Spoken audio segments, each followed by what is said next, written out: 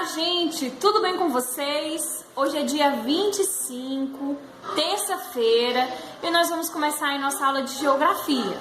Vamos iniciar a nossa aula concluindo aí o conteúdo da aula passada, fazendo assim a correção das atividades relacionadas aí ao capítulo 1, que nós estudamos sobre o campo. Vamos lá? Vamos iniciar a nossa correção pela página 99 da ficha de atividades. Primeira questão.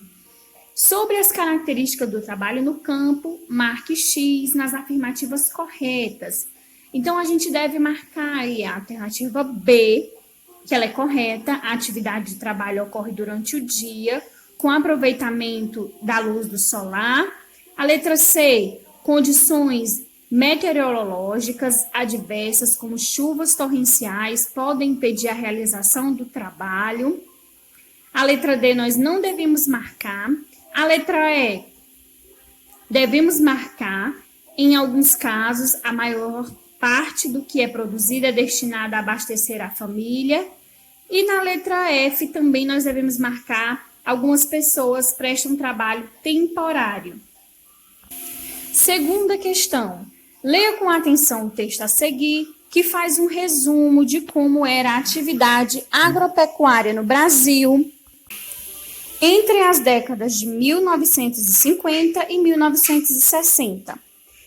A agricultura brasileira era rudimentar em meados do século passado.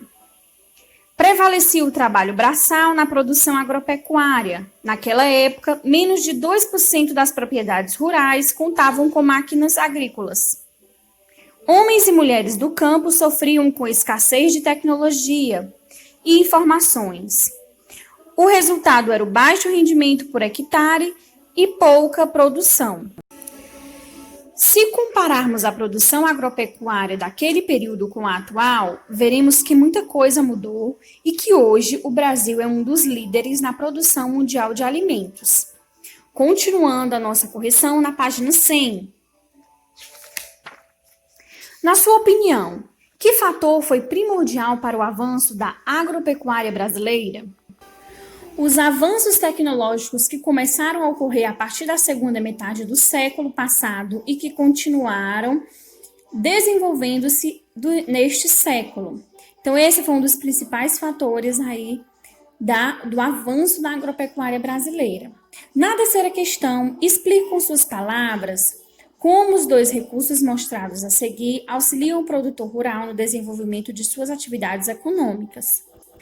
Como diz na questão, é para você escrever aí com as suas palavras, mas é importante que vocês mencionem que o trator tem a força para realizar o trabalho de muitas pessoas e em menos tempo.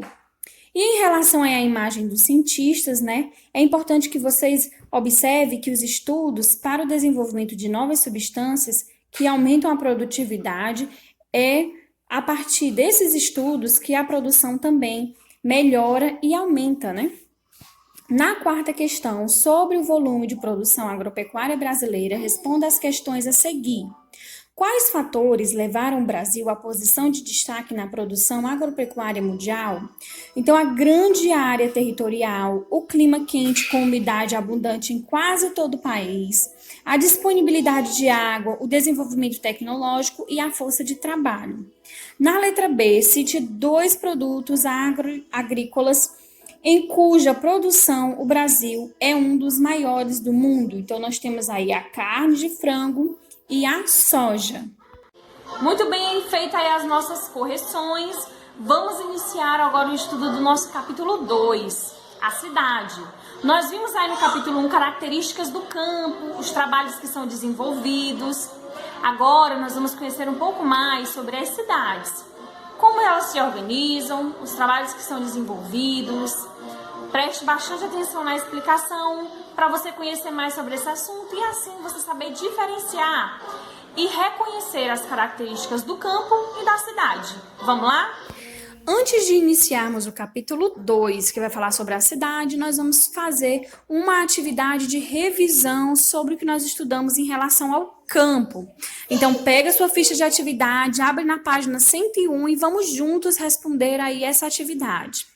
Na primeira questão, complete as afirmações corretamente utilizando as palavras do quadro. No quadro, nós temos as palavras afastadas, naturais, feriados, população, alimentos, áreas e animais. Vamos completar a letra A. O cultivo de alimentos e a criação de animais são atividades características do campo. Letra B. Em geral, as atividades agrícolas necessitam de grandes áreas. Letra C.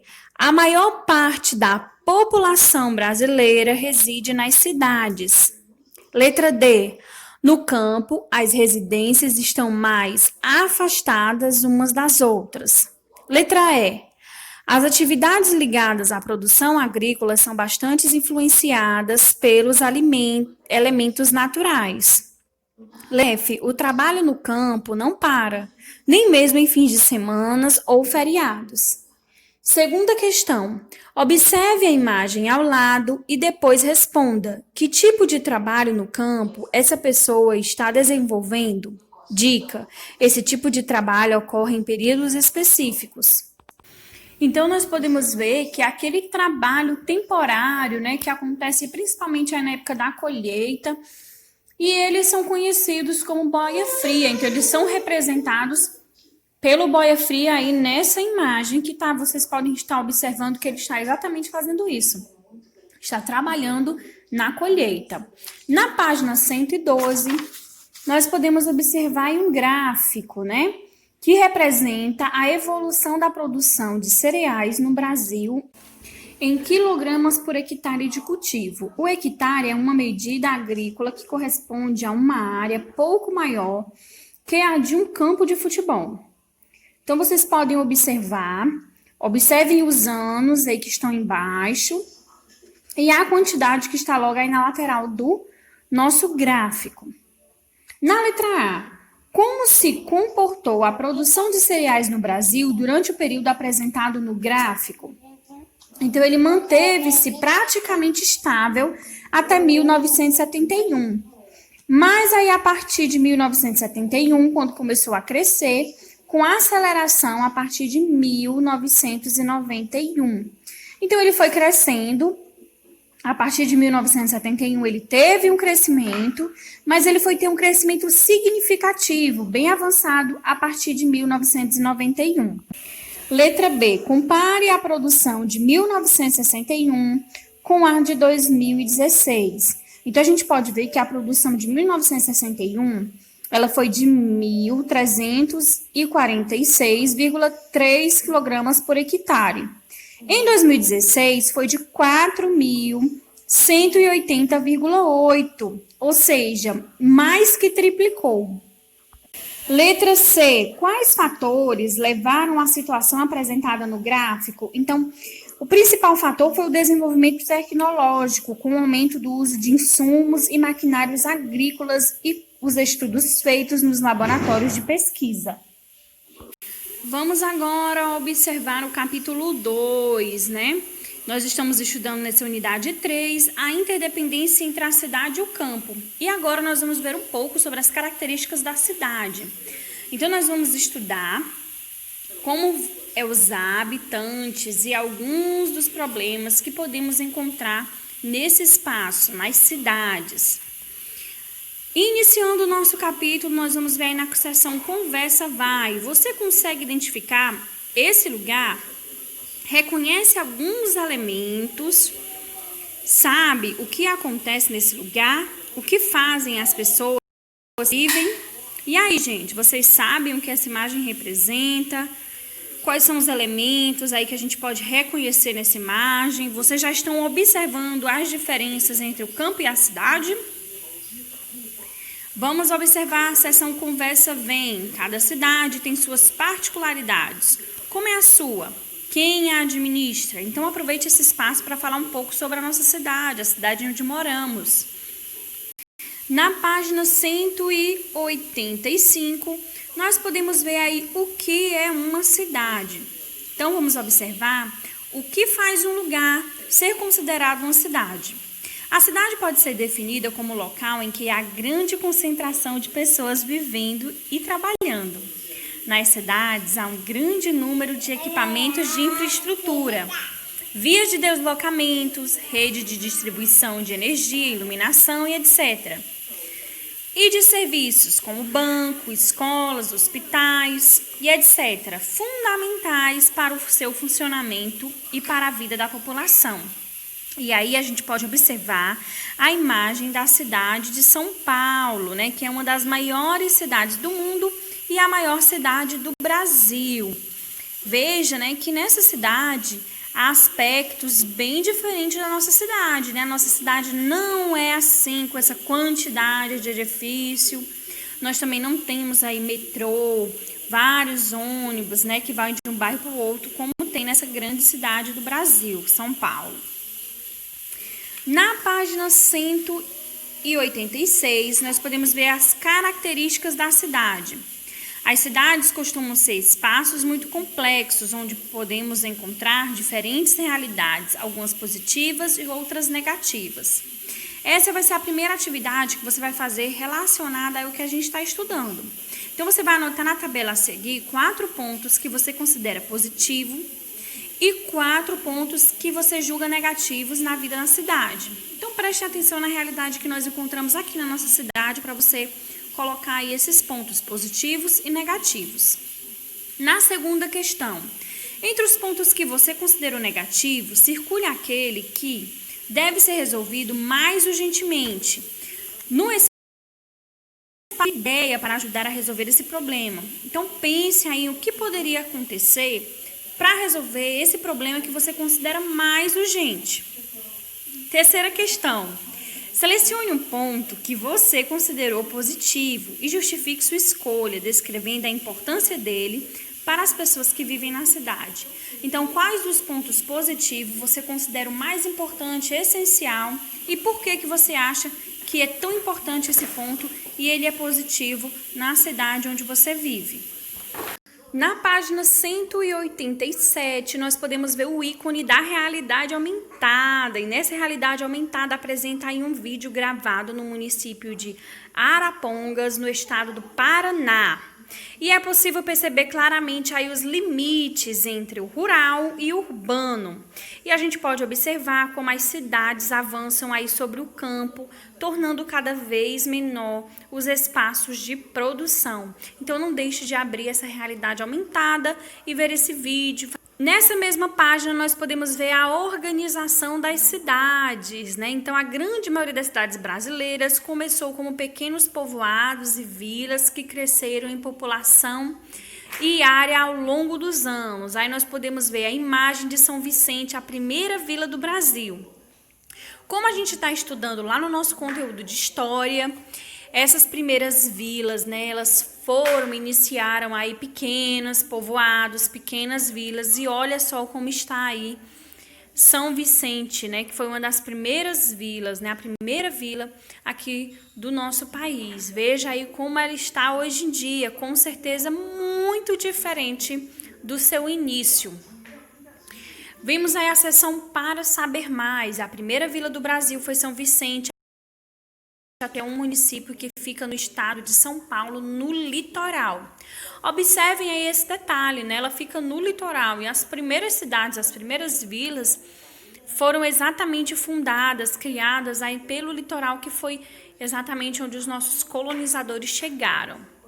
O crescimento da população de uma cidade pode ocorrer por 2 motivos: nascimento de pessoas ou chegadas de imigrantes. Assim, cada cidade possui características próprias, derivadas de seu processo de formação e de aspectos culturais dos povos que a construíram. Algumas cidades foram planejadas, isto é, pensadas e desenhadas por profissionais, arquitetos, engenheiros, urbanistas, para que pudessem atender seus cidadãos com uma infraestrutura e serviços de qualidade. E aí nós podemos ver a cidade planejada do nosso país, que hoje é a capital do nosso país, Brasília, que é um exemplo aí de cidade planejada. Vejam, né, como ela é diferente de cidades que não foram planejadas. Vejam como ela é bem organizada, suas vias, suas ruas, tudo muito bem pavimentado. Faça aí uma comparação com a nossa cidade. Você acha que a nossa cidade tem características de uma cidade planejada ou não? Você acha que é o contrário? Que ela foi surgindo aos poucos e crescendo por conta própria, por conta dos seus moradores, né? Na página 188, nós vamos poder ver aí as vias de transporte e deslocamento. Então, a organização principal das cidades define-se com base em suas vias de transporte e deslocamento, como as avenidas, as ruas, alamedas e travessas. As construções, tanto as que abrigam as atividades comerciais como as residenciais, possuem uma identificação em geral, feita por números, mas também por uma combinação de números e letras.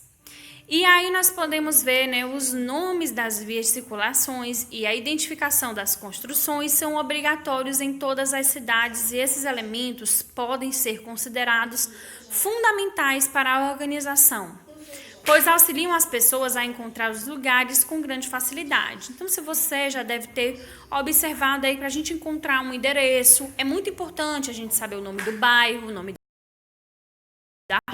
do local onde a gente quer chegar, seja da casa ou do estabelecimento comercial. Então, é por isso que nas cidades é muito importante essa organização de nomes e de números. Aí, numa seção com a lupa na mão, vocês irão ver como é a rua em que você mora. E essa questão aí é pessoal. Desenhe ou tire uma foto da rua em que você mora e colhe no espaço ao lado. Na sequência, complete as informações. Então, você vai colocar aí o nome da rua, a cidade, o estado. Além da sua casa, que outros elementos da rua em que você mora chamam sua atenção? Então, pense aí se tem alguma praça, se tem algum estabelecimento comercial que você poderia dar destaque, se tem algum ponto de referência na sua rua que você gostaria de colocar, que chamam aí sua atenção. É isso aí, gente. Nossa aula de hoje vai ficando por aqui. Eu vou estar deixando no final do nosso vídeo a agenda para vocês. Anotem a agenda, realizem as atividades, não esqueça de me enviar a foto que vai contar aí com a sua presença, tá certo? Então é isso, gente. Um grande beijo, fiquem com Deus e até a nossa próxima aula. Tchau, tchau!